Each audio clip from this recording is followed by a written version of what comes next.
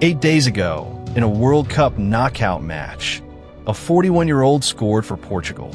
Not a ceremonial appearance, not a farewell cameo, a goal that mattered in a game that mattered, making him the oldest player to ever score in the knockout rounds of World Cup. Nobody else has done it past 38. That was Cristiano Ronaldo's last World Cup. He said so himself. And when Spain finally ended Portugal's run, most players in his position would have exhaled and let go. He flew home and kept training, because there's a number in his head: 976 goals and counting. No footballer in history has ever reached 1,000. That's the point. This is not a video about talent. Ronaldo will tell you himself, talent is not the reason. This is about the most relentless machine football has ever produced and how it was built. Start with the part everyone sees last, the body. Footballers decline in their early 30s. The sprints get shorter. The recovery gets longer. Muscles that used to forgive stop forgiving. That's not opinion. It's biology, and it has ended every great career before his. Ronaldo watched it happen to everyone else and treated it as an engineering problem. The stories from teammates all sound the same. He arrives before everyone. He leaves after everyone. Dressing rooms at every club he's touched tell of ice baths at 2 in the morning, of cryotherapy chambers installed in his own house, of sleep treated as seriously as training, structured rest, planned like sessions, because recovery is where the body is actually rebuilt. His diet has been described by teammates with something between admiration and horror. Measured, repetitive, ruthless. No shortcuts. No cheat weeks, stretching into cheat seasons. Was he born with a freakish frame? Partly yes, but plenty of players were born with more and lasted half as long. The difference is that Ronaldo made a decision, somewhere in his mid-20s, that most athletes never truly make. He decided the second half of his career would be designed, not endured.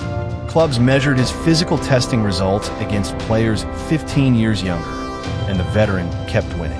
That's not luck. That's 20 years of unglamorous, invisible work done on the days nobody was watching. But the body is only half the trick. The other half is harder because it required killing something you loved. Remember the teenager at Manchester United? The show pony and defenders meant it as an insult. Step-overs by the dozen, chops, flicks a winger drunk on his own feet.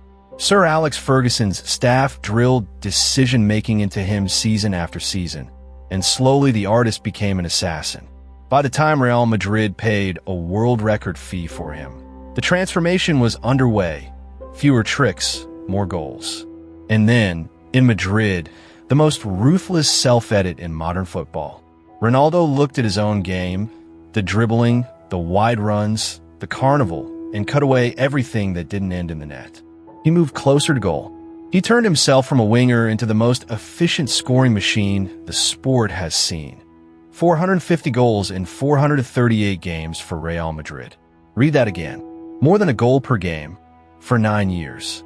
Most aging players cling to what made them famous and decline clinging to it.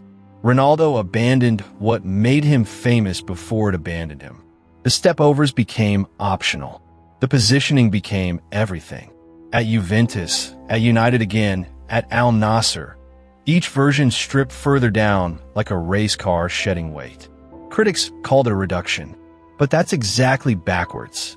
It's the reason there was still a Ronaldo to criticize at 41, scoring in a World Cup knockout, while every rival of his generation watched from a studio. So the body was engineered, and the game was redesigned. That leaves the engine underneath it all, and that engine was built on an island a long time ago. Madeira, a cramped house for kids, a father who worked as a kitman at the local club. At 12 years old, Ronaldo left home, alone, for Sporting's academy in Lisbon, 600 miles away. Teammates from those years remember a boy who cried at night from homesickness and then outworked every single one of them in the morning. When they laughed at his island accent, he didn't talk more. He trained more. That chip on the shoulder never left. It just found bigger targets. When they said he was a show pony, he became a champion. When they said he couldn't lead, he led Portugal to their first ever major trophy. When they said the Saudi League was retirement, he kept scoring, dragged Al Nassr to their league title, and turned 39, then 40, then 41, without the numbers ever stopping. This summer, he passed Eusebio to become Portugal's greatest World Cup scorer, a record that stood since 1966, broken by a man born 19 years after it was set. People call it ego. Watch closer. It's an accounting system. Every doubt gets written down, and every doubt gets paid back with goals.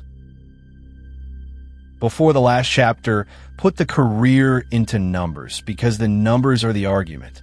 5 Ballon d'Or awards, 5 Champions League titles, and more goals in that competition than any player who has ever entered it, a record that may simply never fall. More international goals than any man in the history of the game. More official career goals than anyone who has ever played it, full stop. 450 of them for Real Madrid alone.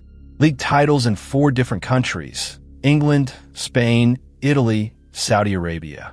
A European Championship and 2 Nations Leagues with Portugal, a country that had won nothing before him. And this summer, at 41, he became the only male player ever to score at 6 different World Cups. 6. The tournament comes once every 4 years. Scoring in 6 of them isn't a career. It's an era with a person attached. Here's what those numbers actually mean. Football has had prolific scorers before.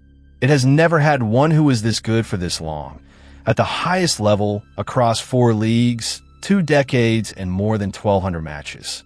Statisticians have stopped comparing him to players. The comparisons that work now are careers stacked on top of each other. And yet, ask him about any of it, and he'll give you the same answer he's given for 20 years. The most important goal? The next one, which is why the strangest number in that whole list is the smallest one, 24. The goals still standing between him and 1,000. Which brings us back to that number, 976. 1,000 career goals has never been done in the official record books of professional football. It's 24 goals away. For any other 41-year-old, that's a fantasy. For a man who has scored more official goals than anyone who ever played the game, it's next season's to-do list.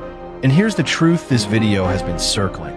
The World Cup goodbye wasn't really an ending. Ronaldo doesn't operate on endings. He operates on targets. The body is maintained like a machine because the machine still has somewhere to be. The game was stripped down so the essential part, the goal, could survive everything else. The hunger was never about the trophy in his hands. It was always about the doubt in your voice. So the question isn't whether Cristiano Ronaldo will reach 1,000 goals. The question is what could possibly make him stop, and after 20 years, nobody has found it.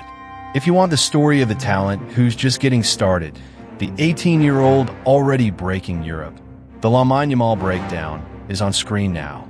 Subscribe. The next legend is already in production.